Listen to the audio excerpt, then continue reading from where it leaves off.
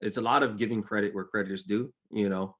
Sometimes people just don't know, like they'll do something and they just don't know where it came from, but it's fine. I mean, to look it up and it's, but if you do know, give credit where it's due. Um, um, Acknowledge Black history, throughout just your regular life. Don't just celebrate it for a month. It's okay to talk about these things. This is how we break barriers. It's okay to have these uncomfortable conversations. I think that's one of the biggest things.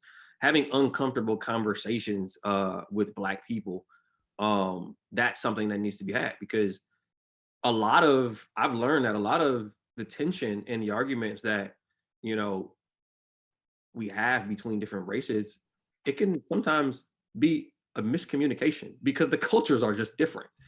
It's like, oh, I felt disrespected because you said this, and the other person didn't even realize, something was either racist or making them feel a certain type of way, and vice versa. Sometimes Black people can say something you didn't even realize, like, hey, I was disrespecting you. So I think if we have these uncomfortable conversations, it will really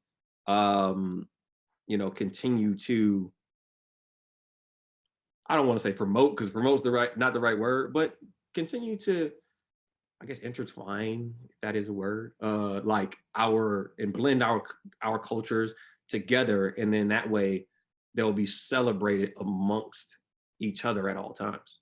Just give that credit, give some acknowledgement where it's due, and that's just a small step. There are plenty of things that you can do, Sure. and we will have Google these days. You can hop on your computer and research Black history, help out local Black businesses in the community, and understand, once you start to understand the history of the country and why some areas of the Black community struggle the way they do, and once you understand it, you're like, okay, wait, this is why I want to give my money to them, because X, Y, and Z. But you can only do that when you do the research and you really understand.